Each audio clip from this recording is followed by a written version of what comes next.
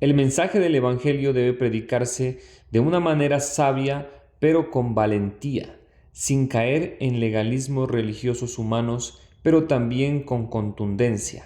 Ya el Espíritu Santo convencerá a los que han de ser salvos. El éxito de un creyente y de un pastor no es el de la aceptación del mensaje del Evangelio, sino de la confianza en que Dios es fiel y hará lo que tenga que hacer para cumplir su propósito en nuestras vidas. Velar y luchar por proteger el Evangelio y sus ministros es la tarea de todo creyente. Dios ha decretado todo lo que ha de pasar y nada lo podrá cambiar. Nuestra tarea es rogar a Dios que sea teniendo misericordia y gracia para con su pueblo escogido y alcance a los que aún no han llegado a sus pies. Amén. Cuando el rey Joacim, junto con los oficiales militares y los demás funcionarios, escucharon lo que dijo, el rey envió a alguien para matarlo. Sin embargo, Urías se enteró del plan y escapó a Egipto atemorizado. Entonces, el rey Joacim envió a Elnatán, hijo de Acbor, a Egipto junto con algunos otros hombres para que capturaran a Urías. Lo tomaron prisionero y lo trajeron de regreso al rey Joacim. Así que el rey mató a Urías a espada y mandó que lo enterraran en una fosa común. No obstante, Ahicam, hijo de Safán, respaldó a Jeremías y persuadió al tribunal de no entregarlo a la multitud para que lo matara. Este pasaje es fundamental dentro de la teología reformada porque ilustra la soberanía de Dios en medio del sufrimiento, la responsabilidad del magistrado civil y la distinción entre el éxito ministerial y la fidelidad. A continuación, el análisis bajo una perspectiva reformada que enfatiza la providencia de Dios y el costo del discipulado. Análisis exegético y hermenéutica reformada. Versículo 21. La depravación del liderazgo y el temor humano. Oyó el rey Joacim, y el rey procuró matarle, lo cual entendiendo Urías, tuvo temor, y huyó y se fue a Egipto. Exégesis. Joacim representa al antirrey. En lugar de someterse a la palabra, sola escritura avant la lettre, intenta eliminar al mensajero. Urías, aunque profeta de Dios, sucumbe al temor natural. Hermenéutica reformada. Aquí vemos la gracia común retirada de Joacim, dejándolo a merced de su propia depravación. La huida de Urías nos recuerda que incluso los elegidos son simul justus et peccator, justos y pecadores a la vez. El temor de Urías no invalida su mensaje, pero demuestra que la valentía no es una virtud inherente al hombre, sino un don de Dios.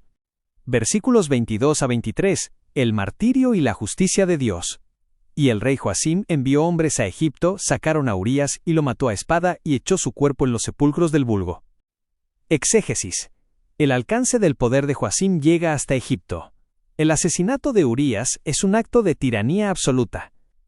El entierro en sepulcros del vulgo busca despojar al profeta de su dignidad y borrar su testimonio. Hermenéutica reformada. El sufrimiento del creyente. Desde la óptica de la providencia, la muerte de Urías no es un error de cálculo divino. Calvino enseñaba que Dios gobierna incluso los actos malvados de los hombres para sus propios fines. El martirio de Urías sirve como un sello judicial contra Judá. Han matado a los profetas, por lo tanto, el juicio es inminente. Teología de la cruz. El éxito no se mide por la supervivencia.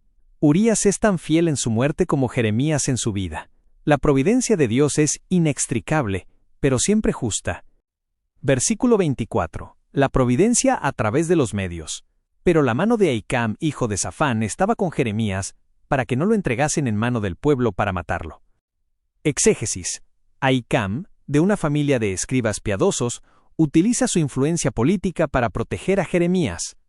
El contraste es total. Mientras Urías muere, Jeremías es preservado. Hermenéutica reformada. Uso de los medios. Dios raramente actúa de forma mágica o inmediata. Él usa medios secundarios. Ahicam es el instrumento humano de la preservación divina. Esto enseña que los cristianos en puestos de autoridad tienen la responsabilidad de proteger la verdad y a los ministros del Evangelio. Soberanía particular. La preservación de Jeremías asegura que la palabra de Dios continúe resonando en la historia hasta el cumplimiento de las promesas del pacto. Síntesis teológica. Un relato de dos profetas. El capítulo 26 presenta una estructura quiástica que resalta la soberanía de Dios sobre la vida y la muerte. 1. La doctrina de la vocación y el destino. La tradición reformada insiste en que el destino de cada hombre está en manos de Dios. Soli Deo Gloria. La muerte de Urías y la vida de Jeremías no son aleatorias. Jeremías debía vivir para escribir las lamentaciones y las promesas del nuevo pacto. Urías murió para que la copa de la ira de Judá se rebosara. 2. Resistencia a la tiranía. Ahikam ilustra el concepto reformado del magistrado menor o el oficial de menor rango. Aunque no era el rey, se opuso a la voluntad injusta del monarca para proteger lo que era recto.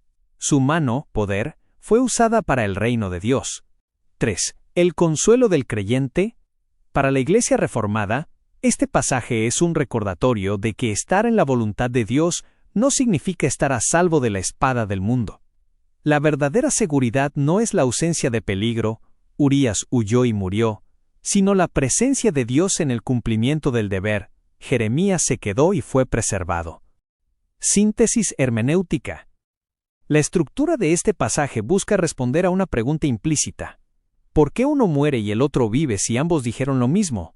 1. La soberanía de Dios y el destino humano. Desde una perspectiva hermenéutica, la comparación entre Urías y Jeremías enseña que la fidelidad a Dios no garantiza la inmunidad física. Urías fue un mártir fiel, Jeremías fue un sobreviviente protegido. Ambos cumplieron su propósito. El texto valida el mensaje de Jeremías al mostrar que el sistema político estaba dispuesto a matar para silenciar la verdad. 2. El contraste de las actitudes. Urías, el profeta que huyó, representa el miedo humano natural. Su muerte muestra que el exilio o la huida no siempre son el camino de la liberación divina. Jeremías, el profeta que permaneció, su supervivencia no se debió a su propia fuerza, sino a la mediación de Ahikam. Esto sugiere que Dios utiliza medios humanos, estructuras políticas y personas en posiciones de poder para preservar su palabra. 3. El juicio contra el liderazgo. El texto funciona como una denuncia formal contra el rey Joacim. Al matar a Urías y arrojarlo a las fosas comunes, Joacim se retrata como el antítesis del rey justo. Hermenéuticamente, esto anticipa la caída de Jerusalén. Una nación que asesina a sus mensajeros pierde su derecho a la protección del templo.